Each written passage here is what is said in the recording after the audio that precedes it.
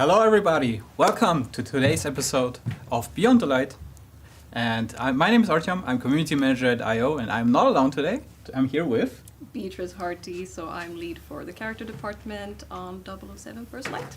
Yes, exactly. And yeah, we will start off with the premiere of the new episode 2, focusing on cast and characters. And after that, we will come back and we'll have a short Q&A with some questions that we already prepared, but also we'll take some questions, of course, from the community. So without further ado, I would say, please enjoy today's episode, number 2, focusing on cast and characters, and we'll see you afterwards for the Q&A.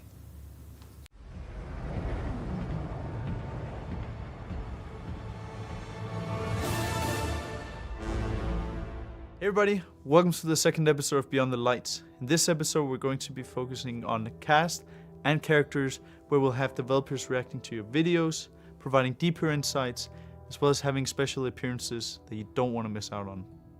Let's get straight into it. My name is Martin Emborg. I'm the Bond IP Creative Director and Narrative and Cinematic Director, and I've been at IO since 2006 on and off. Play. Let's give him one. He's so young! They've got the cheek scar. They have got the cheek scar. It's when he's a youngin! Holy it's when he's a youngin! Have an appointment. He looks dark, he looks mysterious, while also being cocky and confident and quite flirty as well. Man, I love that they're getting that from this, because yeah, obviously, he's all of those things and more. The people who have put this together have done their homework, quite frankly. They're not just looking at cinematic. Which was a delight, obviously, and the gravity of the job settles in as well when you do that. But it's very inspiring. Those books are amazing. Like, they're really well paced. They're really quite brutal, and they're really quite realistic. You can quite clearly see how the decades have had their versions, and so now it's our turn. Doing an origin story for something like Bond, it's a really interesting challenge, taking the core qualities of the character that people know and love, obviously, for 60 plus years. But then, how did he get there? How did he become this guy that's suave and knows everything? What's the journey to go there? And hopefully, the journey and where he comes from, to some extent, should surprise or, at least intrigue people, so that he isn't just kind of like stepping through the door and going, well, let's get started. Like, there's a journey, there's a character arc that he needs to go through. And you are? Don't think we've had the pleasure. Now let's not get ahead of ourselves, James. What is very different in terms of difference from books and movies is that in our version, Moneypenny is a field analyst, and so she's going to be in his earpiece. And so you get a lot more time with Moneypenny. You get a lot more conversation between her and Bond. So traditionally, Bond is a man of very few words. In our version, he speaks a lot more, which is partly because he's a young guy, but also partly to do with the medium. And we're not cutting to the next, set piece. You're with him. You're entering the building with him. And so you're going to be part of a lot of back and forth, a lot of conversation, and a lot of perspectives, sometimes quite fun. It's always more fun to jump out of a window if you're being told not to. So that's definitely part of their dynamic as well. So Bond and Moneypenny do have a long history, I guess, across the franchise. And ultimately, I think we wanted to honor that DNA in this version of her. So they do their dynamic treads this line of cheekiness, but admiration. There's a lot of respect, but there's still pushback when needed. And yeah, we wanted to honor that. But I guess in First Light, we do see them at an earlier stage, just before that kind of mythology sets in around them. And, they're figuring each other out. So there is still that chemistry there. And hopefully that chemistry grows throughout the game and everyone can kind of feel that and sense that. But at the same time, they're figuring each other out.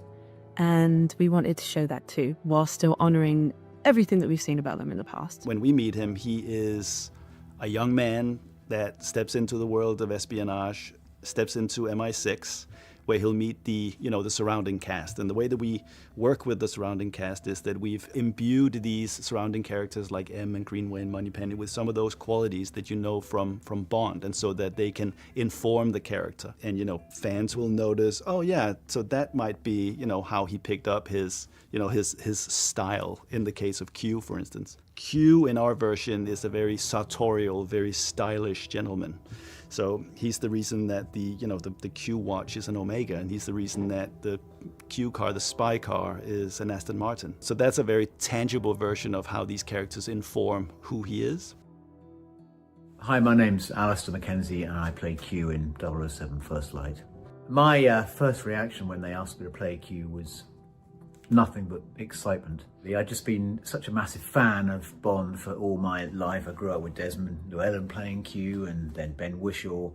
So to be invited in to be part of that universe is just, well, it's very flattering and very exciting. Also for me, Q was always the, he was the cool uncle figure when I was growing up. I loved Desmond Llewellyn. I mean, he was, you know, an old man, but he had this kind of uncle-like quality to him that was very, very appealing. First Light is, as I say, it's more of an origin story. So we have to, we see him as a slightly younger man, and we see him as somebody who's experienced in the field.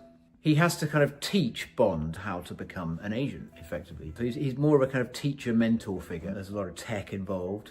You know, he's kind of likes to mess around a bit, and Q has to keep him in check and remind him that he has a job to do and he has to do it properly, and he can't mess around with these gadgets because they're dangerous, and he's got to treat them with the respect and the care that they deserve. Our Q has to be someone who commands that kind of respect, has that sort of authority. He is the sort of professor and the teacher and the mentor, but is also a little bit of a twinkle in his eye as well, and he's a friend of Bond as well. Q would not be where he is today if he was not experienced in the field himself. So I imagine, you know, he's got a few tasty moves under his belt that he can bring out if necessary.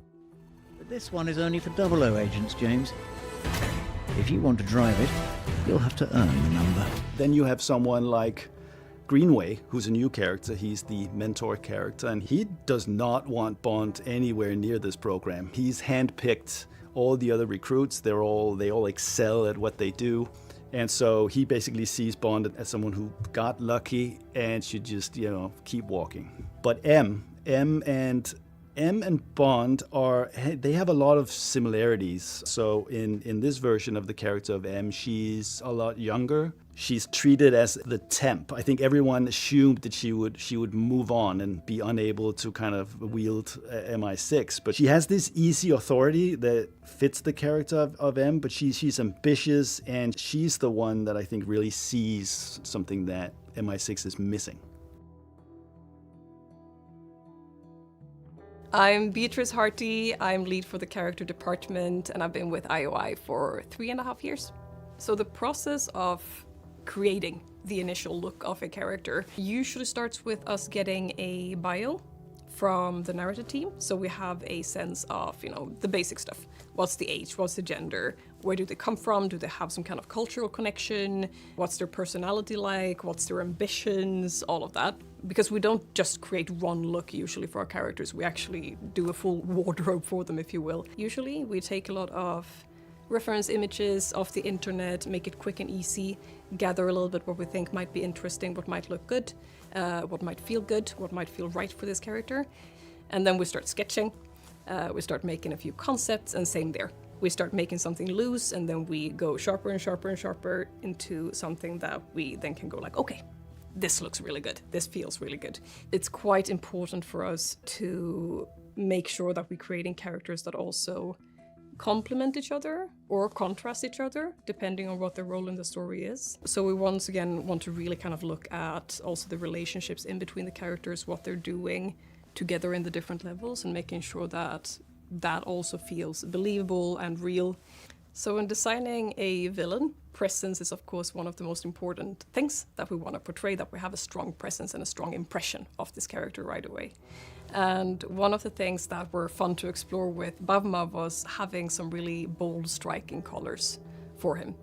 Because this guy doesn't have to blend in at all. He can stand out, and he's not afraid to stand out, even in this highly, highly dangerous place. Like, he can afford to be almost a little bit flashy and really own the space that he's in and showing that he's owning the space. So we created this yellow suit situation for him that kind of oddly makes me think a little bit of poison frogs.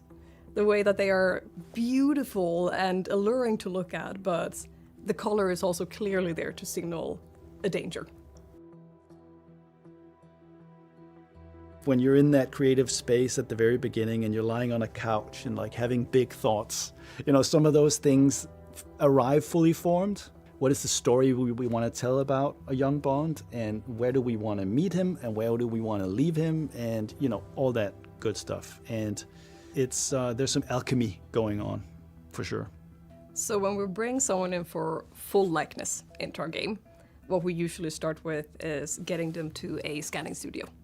And we put them inside this lovely dome with a lot of cameras, and we make a scan of their face, their body, also their hands, whatever data that we think that we might need to get them into our virtual little world. Then we take that home with us, and we start to reconstruct their faces, make something that is ready to put into the game, has the resolution and, you know, our shaders, our textures, all of that to get the look that we have in our game. All of these different expressions that we have scanned, we use that for our animators, animating their faces to be able to make sure that we're hitting these poses that we see that they can do. I'm thinking of Lenny James playing Greenway. He has a super expressive, lovely face that has been super fun to work with. But that has also been a little bit of a challenge on what to keep into the base model and what to add in through animations and making that work and look correct.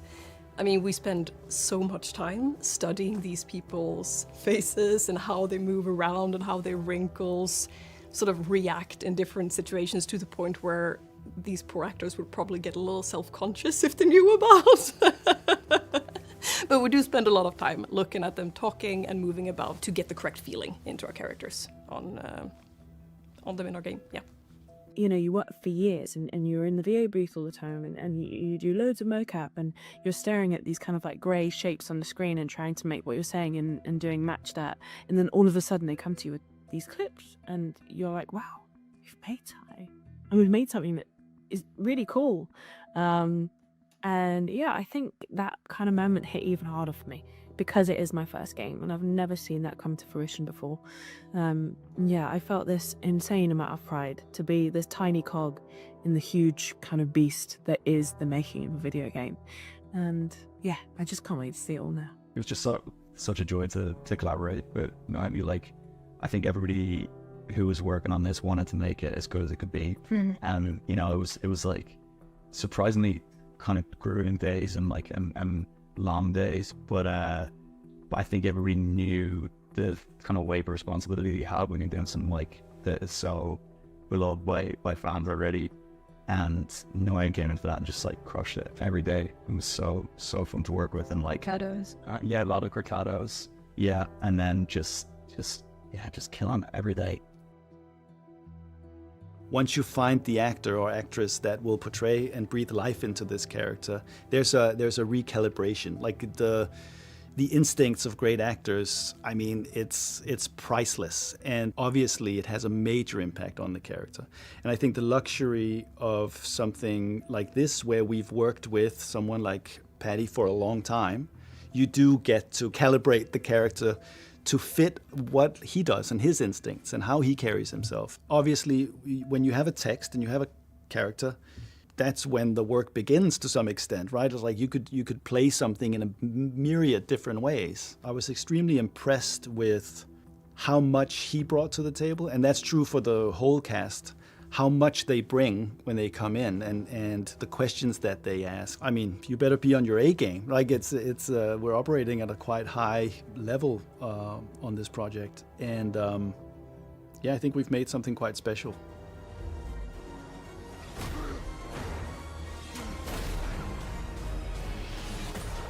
That was it for the second episode of Beyond the Lights. We really hope you enjoyed. If you haven't already, you can pre-order the game now and get a free deluxe upgrade. And if you have any questions, please leave a comment down below. And we'll see you guys next time.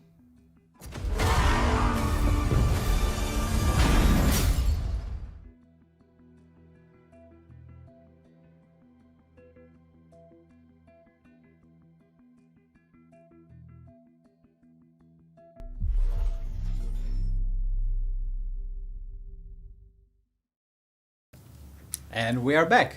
Yay. Hopefully you enjoyed this episode. You can always rewatch it afterwards as well. But if you have further questions, we will answer some of them later on. I also have some of them prepared here, so we'll talk about them first. And afterwards we'll talk about your questions as well. Let us know how you liked the episode. And yeah, I think we will just get started with our own Q&A now. Let's go. Let's do it live. But first, would you introduce yourself again? Oh, of course. For everybody. Of course. My name is Beatrice Harty. I'm the lead for the character department on 007. So yeah, we're making all the characters for the game that we'll see and play with. Awesome. Well, I am not. My team is. Yeah, sure.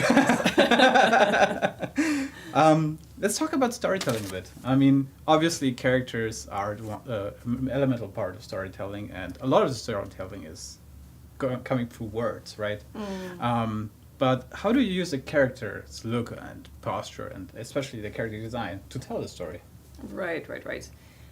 Ultimately, the visuals of a character, a game character, is there to serve the story.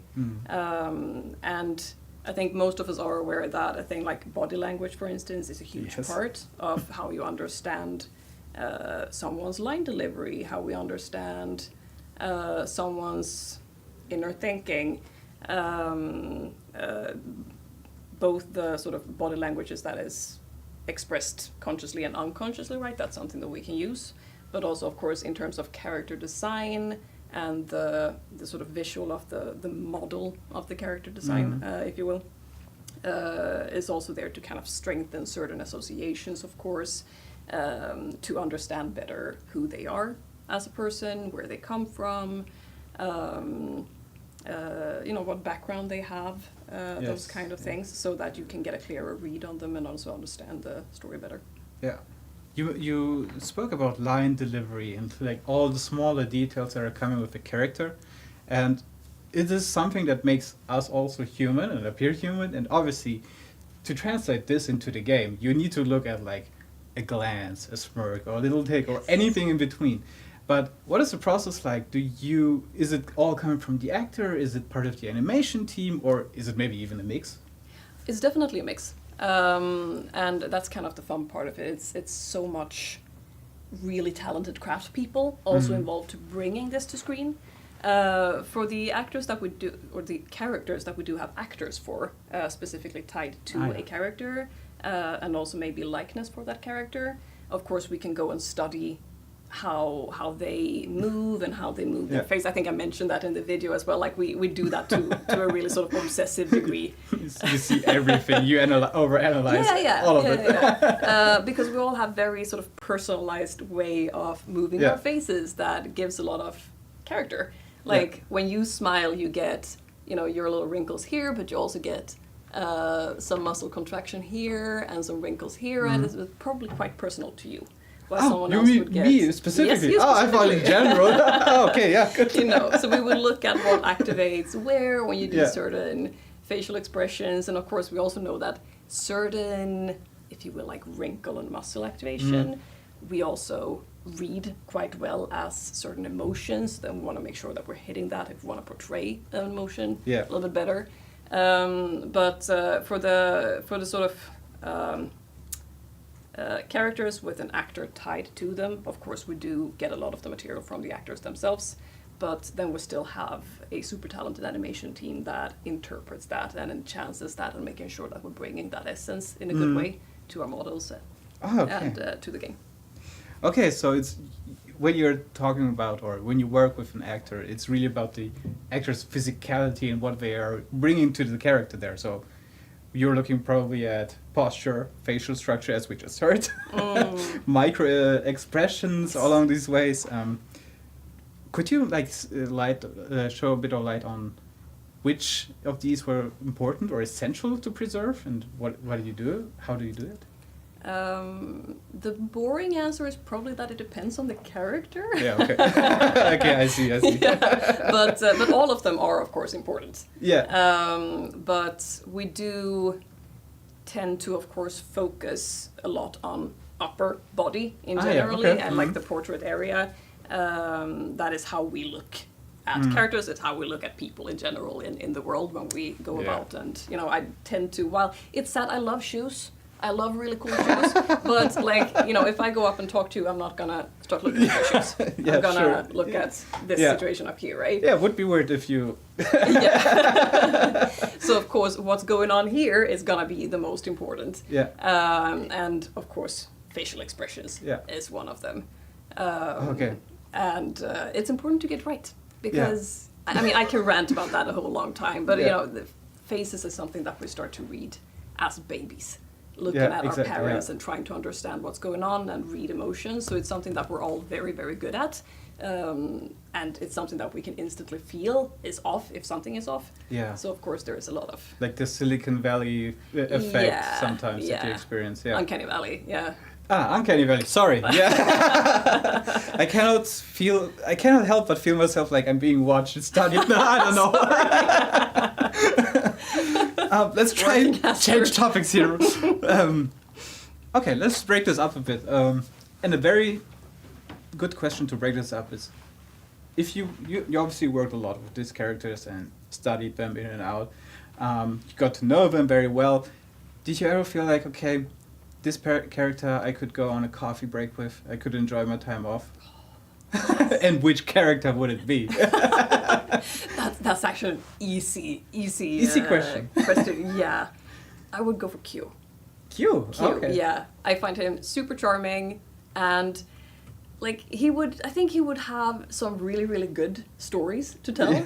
Yeah. Like he's been in the game for a long time, and when I say game, obviously MI6 and like doing his jobs, not our game necessarily, but he's been doing what he's doing for a long time.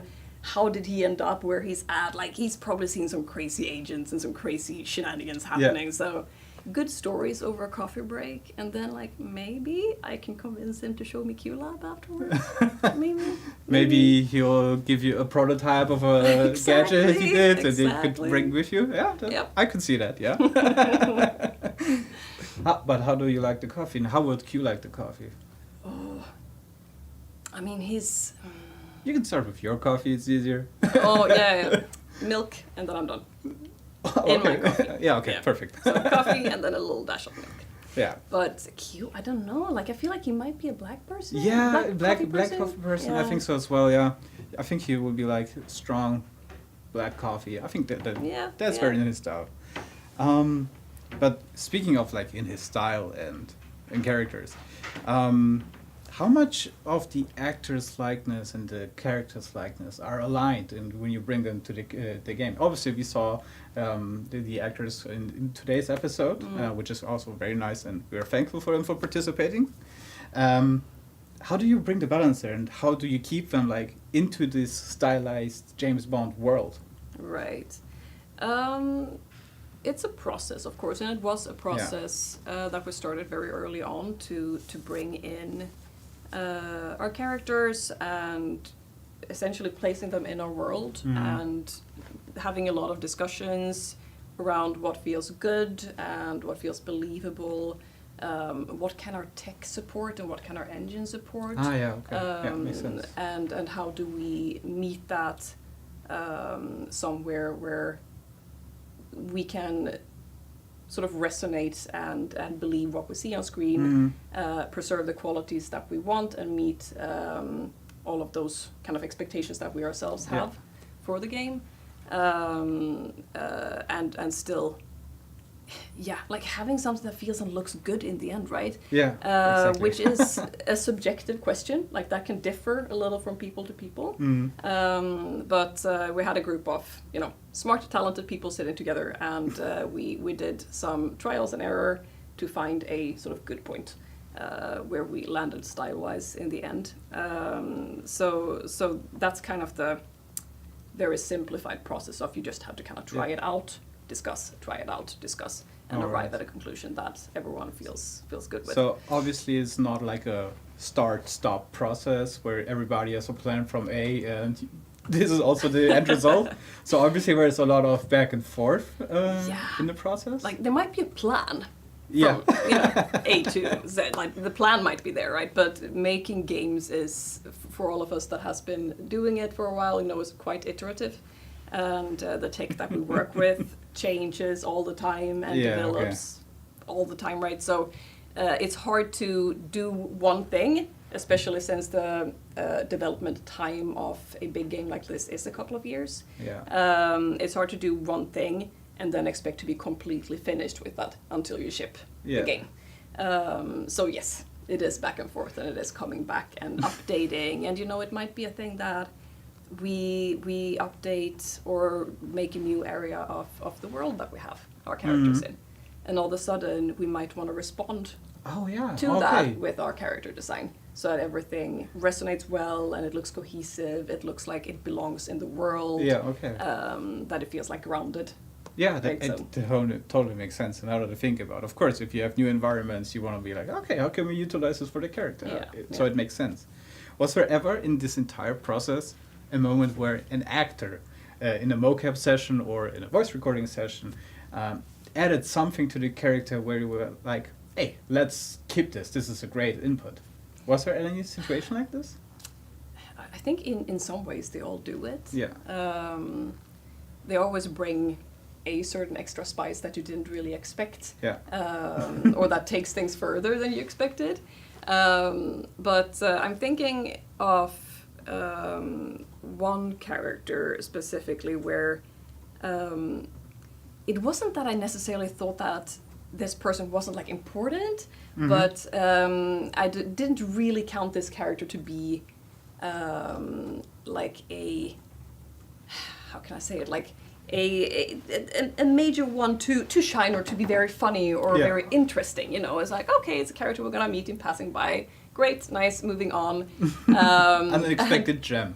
Yeah, and I just ended up loving this character because when I saw it with the voice and the performance and everything and the animations coming in, like this character was just so much fun and just brought so much like charm to the game. Also that we on our end decided to actually give a little bit more design intention and like have a kind of bigger wardrobe for this character. So that also kind of matched the attitude that was coming through in a different way. Because in this case, we really kind of felt that the initial design that we had did not have, like, was a lot more sort of timid than the performance actually was. And so we wanted to go back and making sure that the visuals, like how they present and all of that actually matched a little bit better. A little bit more spice, a little bit more attitude. Okay. You deliberately did not say which character, Very and we will deliberate, obviously not spoil it. I will not put you on the spot here, don't worry. Thank you.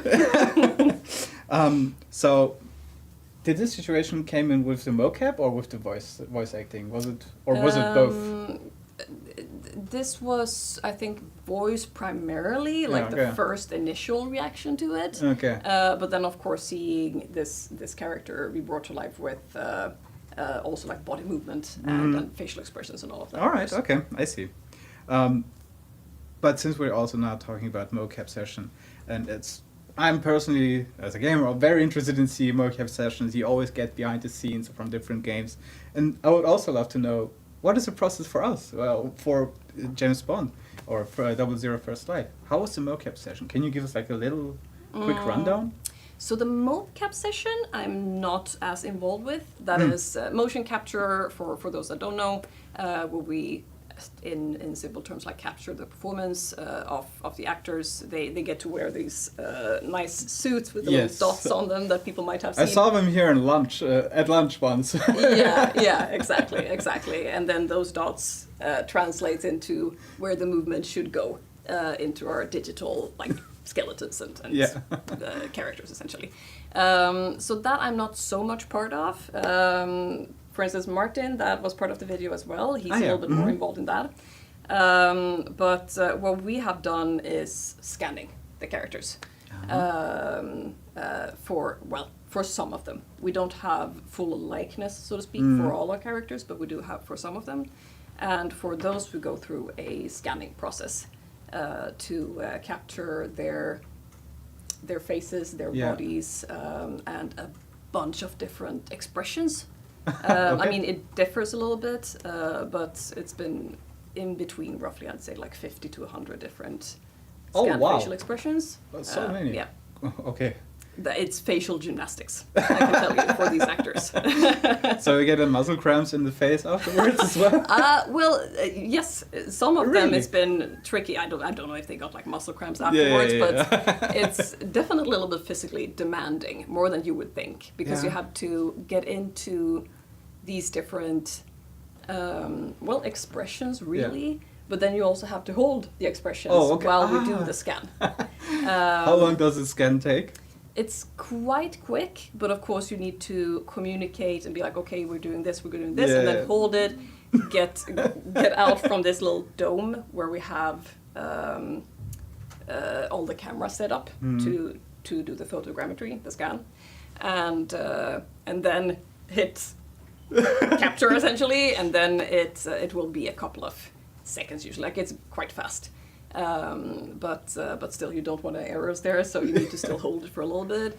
And and I mean, some of them are not that complicated. It can be like you squint with your eyes, right? I can, that works. Or you do a smile, but some of them can be definitely quite, harder to do for a long period of time, like raising your eyebrows a lot, to get because in that case we want to capture the forehead wrinkles. Okay. It's not really about the eyes or... No, oftentimes is that we want to see and capture the compression of different muscles or So it's more about like certain parts of the face that you're really focusing on during this. Okay. Yeah. Do you have a favorite expression which you always look forward to ask? I mean, yes, actually, Yeah. we do have, which I did not expect to say, but yes, I do. It's not my favorite, but it is a kind of funny one because we do have two in particular that is very hard because we also try to combine a few different expressions at one time. So usually for these, as I said, like between 50 and 100, give or take, would be, as you would have guessed there, that it's isolated expressions. Yeah. So it might be around the eyes, or it might be around the mouth, or whatever it might be.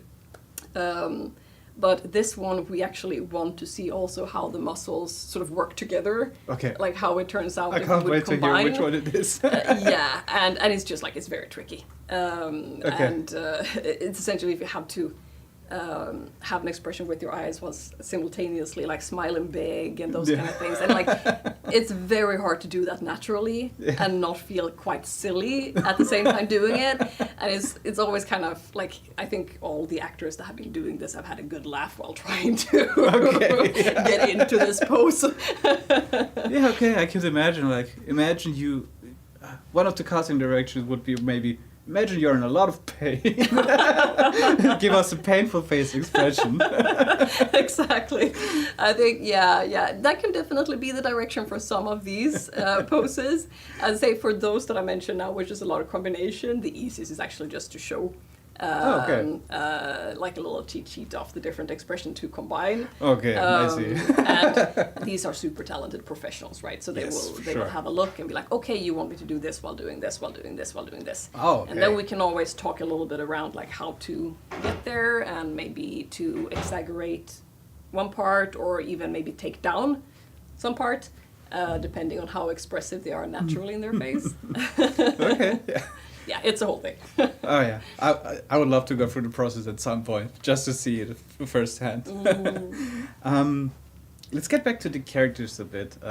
Obviously, mocap is one part, the face scan is one part, the research obviously.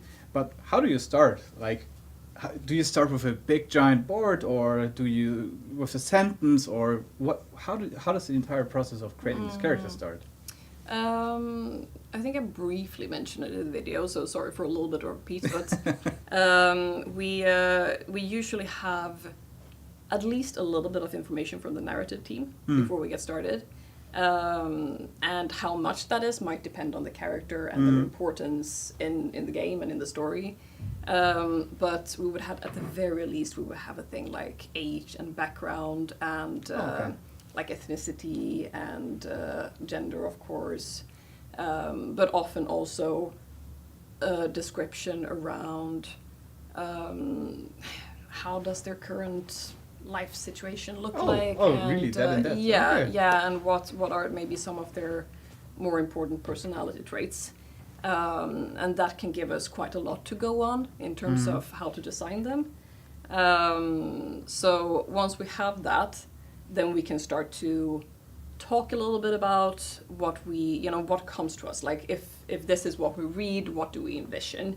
And then it's a conversation with our directors, especially if it's a more important character, how they envision it. Maybe someone has a quite clear idea already of where they want to take this character, or something that feels very important for them to bring out. And then you kind of start narrowing it down. So we start very broad and try a lot of different ideas, and then we try to narrow it down and go like, okay, like this works, this does not work, let's not pursue this, but this feels quite natural for this character. Maybe we really like these 3 options here, but maybe this one we can improve with doing this. Maybe this doesn't quite feel right for the personality. Would they really dress like this? Yeah, exactly. Or whatever it be. Like, it can be, let's say it's a very conservative character, right? Then maybe they would not have a red leather jacket. Okay, so Yeah, you gotta really make start it, out you with like baseline information, and then you have Yeah. little pitch session. yeah, exactly. So and especially since in our game we do have often quite a lot of different outfits for the characters. We see them in a lot of different scenarios.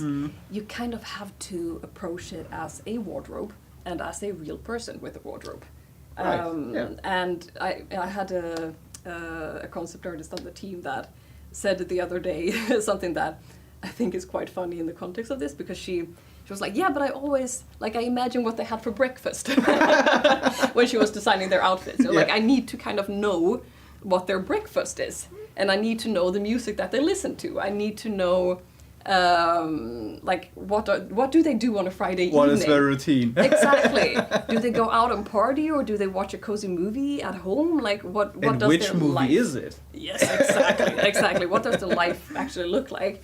And like, oftentimes we don't have quite that full amount of information, but then you can almost for yourself create that little brief, so that you can make sense of how they actually present themselves. Like, how do they style their hair, and what does that say about them? Do you imagine a styling session in the morning if, for example, Moneypenny's getting up? Okay, so what is she doing in front of the mirror? Is she doing her hair? Is she doing everything? Exactly. How much time would she spend getting ready in the morning? Is she a very practical person? Or like, is there a vanity there? Like, all those kind of questions, right? So we can make something that feels like it's a living, breathing person. It's with, often things that we little don't choices. see in the final game, right? It's like all the things that comes before we actually, and then we only see them doing the job in the game. So obviously, that's super interesting to know. Thank you for sharing something. Of course. What is Greenway's breakfast? What is Greenway? Oh, is this a question from the community? I have a few questions from the Okay, so ready for those, but I'm curious about that. Let's enjoy a bit of the mental gymnastics here. What would Greenway's breakfast be? Greenway's breakfast. He's pretty conservative. I think he's an oats guy. Oats? Like, yeah, he would have oats. Like, yeah, I could see that. like something that is nutritious. It will get his day started. Like black coffee and oats. Maybe an egg. Maybe. It feels adventurous. If it's Sunday. Yeah. I have a question here that I would really love to ask you, and we obviously talk now about Moneypenny, Q, Greenwood, but let's take a look at the villains. Like, obviously, villains are a big part. They're also a big part in our game, and we had a recent reveal of a villain. What are like the key principles in that? In order to, like, you obviously cannot just think of a villain and be like, yeah, it's a bad person. They have their own. They're the bad guys. Done. They're a bit more than just this. So how do you approach this in designing the looks, especially? Yeah. A villain, typically, if we're talking just generally speaking, is someone that does not have quite as much screen time as, say, the heroes of the story. Whether that's a game or a movie, that's usually usually what it is. So it's quite important that when we see them, they kind of inform visually their presence, really, in a quite strong way, so that you understand what they're about and you get a strong sense of them. Like it is, you do want to feel a presence. You don't want them to look like everybody else. You don't want them to fade into the background. Because that would not be very interesting. Yeah, also not very intimidating. Yeah, exactly. And like on a personal note, it's always very fun with villains because, and I think that's why people also tend to like villains, if we're gonna be honest. Like you can always go a little extra. Yeah. You can always go a little bit more out there than you would with the normal characters. I can see that, yeah. Yeah, just because you want them to kind of be like iconic in some kind of way. But also kind of stand out. Yeah. You don't want the villain to blend in. That's not very fun. Yeah, I mean, a good assassin would always try to blend in, but they are villains, right? Yeah, exactly. And they probably wouldn't be dressed like that all the time. Yeah, like for breakfast, for example. Exactly. I mean, for a video game, obviously we are not really just filming characters entirely, and we put them together in the sections as you just mentioned. How important are like things like texture, like a silhouette of a character, or like all these smaller details? How do you bring this into the game, or how important is it? It's quite important. It's probably more important than maybe people realize. Okay. That can be, I mean, that's a whole TED talk in itself, honestly, but it's, I will try to not rant too much. But, I mean, in essence, when we talk about things like shape language, if we're gonna go to the really basic stuff, shape language and color theory and how our brains react to certain things, we can definitely use that to also kind of tell something about a character, or strengthen a characteristic, or strengthen a certain mood or emotion in a specific situation. So the sort of classic example is usually around shape languages and circles. Our brains tend to read things that are round and soft, for instance, as quite pleasant, and we feel relaxed, we feel at ease. So if we're going back to the villain, you probably don't want to put him in like a really fluffy cardigan. Yeah, in a ball-shaped cardigan. Yeah, because that's gonna, but like it might be enough that it might be a little oversized, cozy, cozy like cardigan with a lot of fluff on it, right? Yeah. Like, because that's gonna give some strange emotions into our brain, like, because we're just kind of like, that's a kind person wearing that kind of, like, does that make sense that our brain reads it that way? No, maybe not always, but we know for a fact, and this is fairly universal, that we tend to react in certain ways to certain things. I think shape language is pretty universal. Colors can be a little bit dependent on where you're from in the world, because colors can have quite strong cultural significance, but still, even with colors, there are some things that we can use to strengthen certain aspects, like the signal colors. We have yellow, red, these kind of bright colors that tends to signal danger into our brains, or for us to like danger or like attention, really. So if you want to bring a lot of attention to either a character, or it could even be a part of a character, let's say that we want to help bring up maybe the eyes to the portrait area, as we talked about earlier, then you might want to use a little bit of red or a little bit of bright blue or yellow, whatever it might be, to sort of lead the gaze there, because our eyes tends to actually go straight to those type of colors. Okay. I was not aware that like shape theory and color theory and also texture, as you mentioned, is so on a day-to-day basis you are like always thinking of the subconscious perception of a character. Yes. Okay. That is part of it. Okay. Now I'm getting more aware of my colors and my shape. Can you guess what the villain shape would be? Is it a triangle? Yes. It is? It's pretty universal, yeah. Okay. Yes. But this triangle, doesn't matter? Doesn't matter. I mean, it's all about context, right? Now we're talking very, very simplified terms. Okay. But yes, generally triangles, spiky shapes, right? We tend to read as evil because it's probably because our lizard brains go something like, I don't want to poke my finger on that sharp thing. I should stay away. Totally. Yeah. All right. I think I got all my questions through.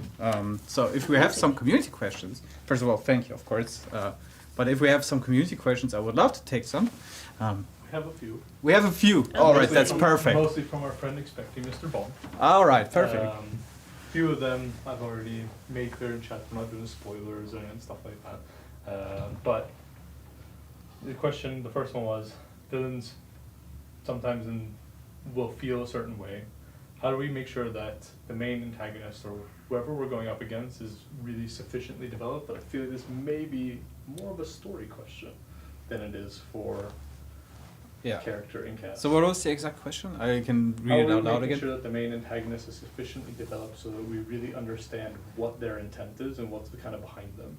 Yeah, but maybe we can twist this I question. mean, it could be both, right? Yeah, I think, we can try to twist this question to fit more into your forte and less into the story narrative part. So how do we bring in intent and how do we flesh out the villain? In order, for example, with the shape and color theory. Yeah, exactly. I think I probably answered a little bit of this with my previous villain rants here. But yes, a presence, I would come back to that. A character that gives a strong impression is going to be very important, which we help, I would like to believe, with the character design, but of course that is also the acting and the story and the lines that they have, right? Yeah. So intent was one of the things in the question. So obviously, like narrative-wise, you try to implement this and try to represent it in some way of a character. But intent is like always, it's not just one motivation, it's always a bit more complex. How do you take a complex motive into a character? Is it the details or what is the process there? And if this is a question, I don't want to put you on the spot here. No. It's a good question. I'm just thinking if there's a super straightforward answer to give to that, which, in the end of that's a good one. Yes. Thank you. In the end of the day, it is a lot of different aspects coming together into a character, specifically a antagonist that you want to have a lot of charisma and a lot of you want to feel their intent and feeling them worthy of the mission that you're setting yourself out to, and of course, that can be details in the models that we're making to bring that little extra thing, for sure. But in the end of the day, it's a lot of different things coming together, sort of creating that, right? I don't want to say that the model brings all of that because it is, and that's kind of the fun thing with games as well, right? We're a lot of different departments making this happen together. Yes, environmental storytelling is also a thing that we really look out for. Yeah, definitely. But yeah, villains are fun. I think that everybody agrees on that. Yeah. Question about from Expecting Mr. Bond again. He really liked the Balma trailer when they're hanging upside down. I'm just curious about facial animations. He's asking if they're created by hand or they captured through motion capture, but how are we, I mean, you talked about that a little bit, I think also in the video. How are we, I guess the question is more, how are we capturing that through performance? Is it done by hand? Like how much of it is one side or the other, if that makes sense? Right. It's usually a mix. I can't answer for that scene in particular, but in generally speaking, it's usually a mix. So you would have both a performance captured with them, reading their lines and acting out essentially the scene as best as we can do. We have not hung them upside down with ropes. So sorry if that maybe crushes some people's vision of how this happened. But we will usually try to set up a scene where they do this performance capture that would sort of correspond so that they have a props. I'm sorry, I Oh, probably God, grabbed a little bit of water there. No, please. So props would usually be placed out in accordance to where things would be placed in the scene in the game. Mm-hmm. And that they can, I mean, they will still have to do a lot of pretending, obviously. But, I mean, it's actors. Yeah, but that they have something to, put their hands on in sort of the right place. And to act against, and in an area that also metric-wise corresponds to what we're envisioning in the game. So my guess would be that maybe he captured this. He was probably not hanging upside down, but maybe he was lying down on his back and just with his head down a little bit, something like that. But I don't know for this scene in particular, but usually there are ways to sort of imitate a scenario, but maybe with less potential damage involved. Yeah, with less risk. We will not hang them over a pit full of crocodiles. No. Okay, I see. A bummer, but yeah. yeah, I don't bring out my pet crocodiles for everything. I have to say. Do we have one more? Two more questions. Two more? One is internet connection requirement, so we can get to that. But the last one, and this will be a little bit, I don't think we can really answer this, but asking why we are hiding 009's face.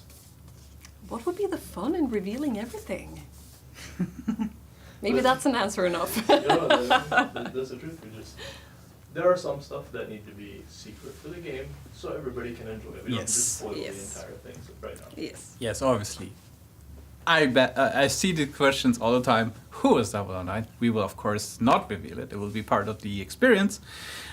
Maybe we have something in the game which you would like to see yourself for the first time, so we'll not spoil the surprise here. And the second question was regarding internet connection. Is there a permanent internet connection required to play? I have it written down somewhere, but I can't find my sheet. But, long story short, you will only require a one-time internet connection at the beginning in order to download the first day patch and additional content to the game. Afterwards, you do not need to have a stable internet connection to play the game. So I believe that answers the question. Some features that would need like online requirements. Yes, there are some features that need an online requirement. We will also have the FAQ updated on our website, ioi.dk, where we have this question specifically also being added there with a more detailed breakdown on what exactly requires an internet connection and what doesn't. So feel free to head over to our website and check out the FAQ there. There are also some more general questions if you have them, like which edition comes with what and where can I buy certain editions. So yeah, we will update this today. I think it should be already live. Feel free to check it out. And yeah, I think that's it for today. Thank you everybody for joining. We know there's for sure a bunch of questions there. And feel free to put them into the comment section of the YouTube video, for example, of the stream, or on the episode on our YouTube channel as well. I'll try to go through them. We'll try to answer as much as possible, especially if it's like general questions regarding the pre-order process or whatever. Please let me know. We read all the questions. And I thank everybody for joining. And thank you, of course, to Beatrice for being a wonderful guest and sharing a lot of light on the process of 007 First Light. And don't worry. Pre-order the game if you haven't done so. If you do it now before the game releases, you will get a free deluxe upgrade. And yeah, stay tuned for more. We will come back with another episode of Beyond the Light later down the line. We will announce what exactly it is about sometime down the line. And yeah, thanks everybody for joining. And thank you. I hope to see you in the next episode. And yeah, stay tuned. Bye.